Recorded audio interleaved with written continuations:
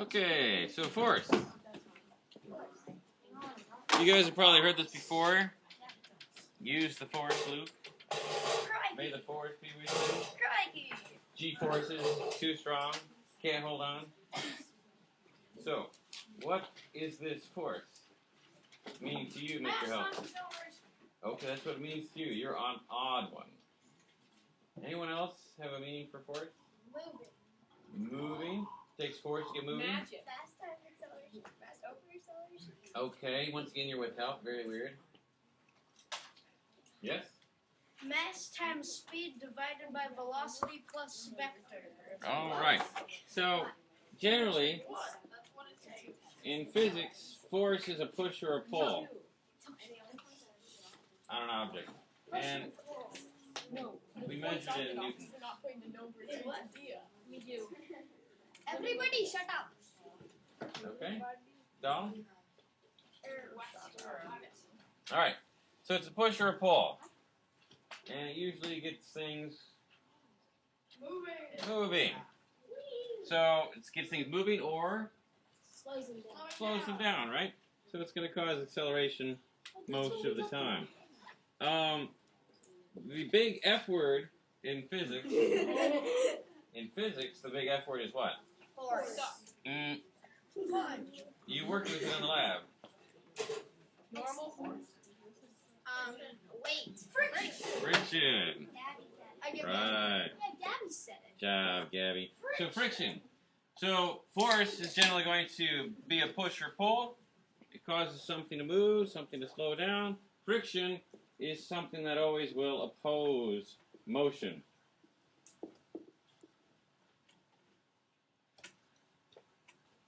And that's why it's a bad thing. It just slows you down. If there were no friction, then not only would you not be able to stop anything from moving, well, you would be able to stop stuff using a force, but once you start something moving, it's never going to stop. Once you have something... Okay, well, Mr. Schuth is walking along, right? Mr. Schuth needs friction in order to walk. Mr. Schuth wears sneakers to increase his coefficient of friction against the floor. So, if I were to push off of the floor, and the floor pushes me forward, which is nice, I push the floor backward. Of course, the floor doesn't go nearly as far as I go, because it has a lot more mass than I do. So I'm pushing on it, it's pushing on me, and I go forward. If, however, the coefficient of friction were non-existent, i.e. there is no friction, it's a frictionless surface, then as I push against it, my foot's just going to keep on slipping. So you wouldn't be able to walk? I wouldn't be able to walk anywhere. So that's why when you go on a sidewalk that's covered with ice, you'll find out that the coefficient of friction of ice is less than the coefficient of friction of these lab floors, and so it's pretty slippery, right? Well, if it gets lower and lower and lower, you find that it becomes a frictionless ice surface, and you can't move at all, because there's nothing to push against. Question, help. If you stood on the earth, Yep. Sure. Like right now? and then you ran on the earth, Yep. would you actually push it around like Yes, you do. Absolutely. whole world? You do. So if you ran around the world like many times, Yep. could you That actually, something like that actually happened. Way back, if you check the original Superman 1 movie with Christopher Reeve, where Superman flew around the Earth backwards, right? So the Earth was rotating on its axis, and Superman flew this way. And eventually the Earth slowed down and then started rotating the other way, which meant time went backwards, and he was able to save Lois Lane. So yes, here's what's going to happen. That's the spirit. That's right. So, all right, so let's say we have this box. Let's say that Gabby comes along and pushes on this box with, oh, say 20 newtons. All right? And then let's say Alex Johnson comes along and says, hey, you need a hand? And she says, sure. And so he only gives one hand and pushes with 10 newtons. All right? Yeah, very sure. Okay, so if you were to say, how much force is this box experiencing, what would you say, Gabby? 30 newtons. And she did this because she said, well, I'm pushing with 20 newtons, and Alex, lots of help, Alex, thanks a lot, is pushing with 10 newtons, then the resultant is 30 newtons in this direction. Now, notice what I just did. I not only had a quantity, Mr. Johnson, but I had a direction, which gives us the word vector. Force is a vector. It has a quantity and a direction. So therefore, you can combine forces. Now, what if, on the other hand, Mr. Johnson is even being more of a jerk, right?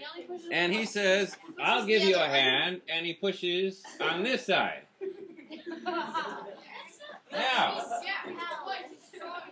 Now in this case, but he's only pushing with one hand, right? So he's pushing this way. Now, what net force is this box experiencing, Gabby? 10 newtons. And so we take the 20 newtons and we add the 10 newtons, except now it's 10 newtons in this direction. Oh, you have to add still? Yes. It's like a negative newtons, right? And so you get 10 newtons in this direction. Right? Or, Gabby's stronger than you. You're being a little distracted in the back there. Or you could do it this way. If you did it without the arrows, you would instead use positive or negative. Gabby is positive, Alex is negative, so it's 20 newtons plus a negative 10 newtons, because the negative 10 shows us direction of the force. It's in the opposite direction of this force. It's still going to give us 10 newtons in the positive direction. All right? Hey, guys? So, remember when we talk about frame of reference, it could be any frame of reference. In this case, we define this way is positive, this way is negative. All right? So it's the same thing with acceleration. If it's a negative acceleration, it is in the opposite direction. Right? Right. Yes. So Also known as a deceleration. Has both direction and magnitude. And quantity, right? But is there a difference between the magnitude and the quantity? Is that deceleration? What's that? What's the difference between magnitude and quantity? Yes. You could argue that it was the same. Yes, help? What if you turn around and then go the opposite direction, but so like you're accelerating and then you turn around and then you go back the other way. I mean, like you stop and then go the other way backward. Yeah? Is that deceleration? No.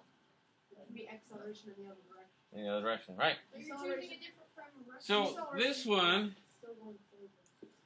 okay, this one we have 10 newtons in this direction. This one we have 30 newtons in this direction, right? So we've combined forces, and this is considered, in your book, it's called an unbalanced force. And when you have an unbalanced force, it leads to motion. When forces are unbalanced, you have motion. On the other hand, if Alex actually used both hands and pushed with 20, 15.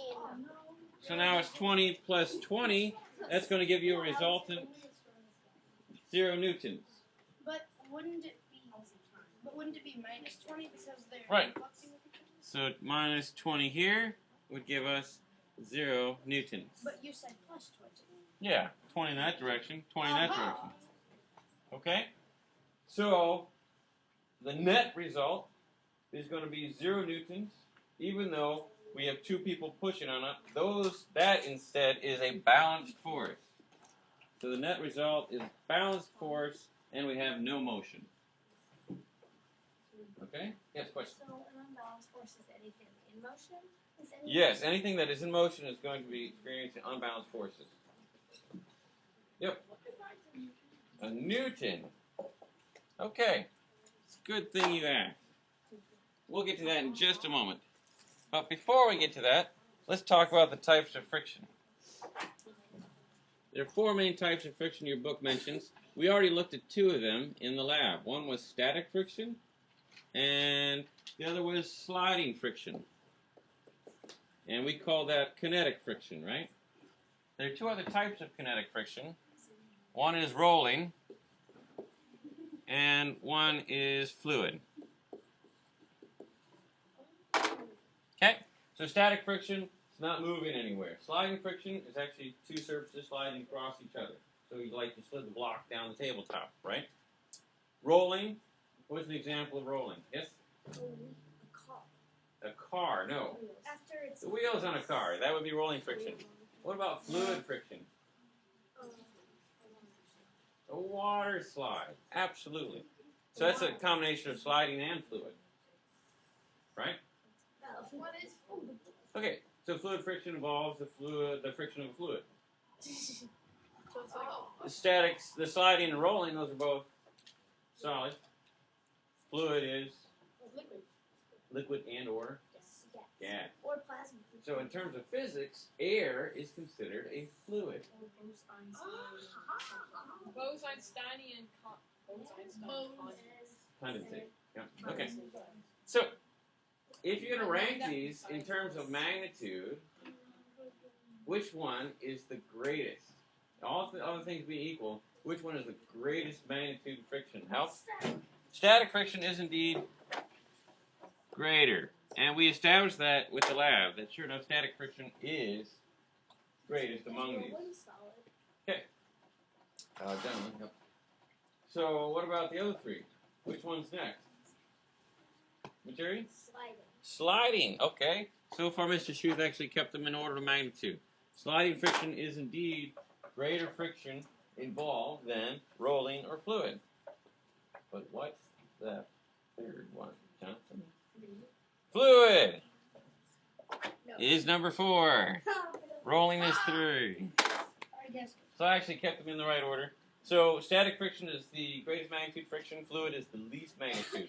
So let's say Mr. Schuth is wanting to go from A to B. Just like normal. He just likes going here to there. Right?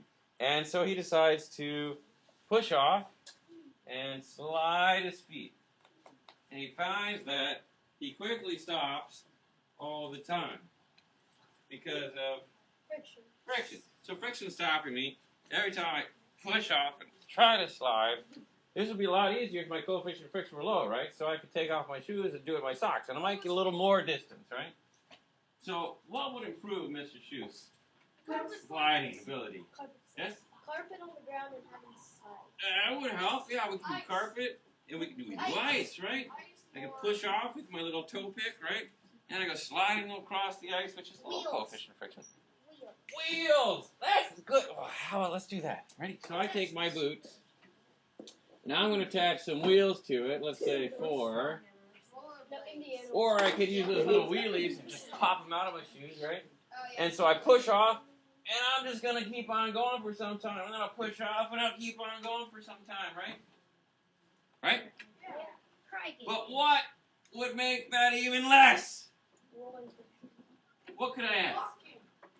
What? Like walking because you only have Pour water all swimming. over the floor. Swimming. Fluid. What if I took some lubricating oil and put it on my bearings? Is that going to reduce the friction? Yeah. Yes. So every time I push off, I'm going to roll that much farther. No, they're little ball bearings, which happen to roll within the rolling wheel. And then you have them lubricated with oil so that you reduce the friction of the rolling within the rolling. Isn't that interesting?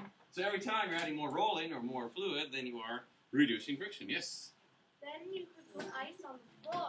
Yes. And then I could put ice on the floor, and then Mr. Richens would be very happy.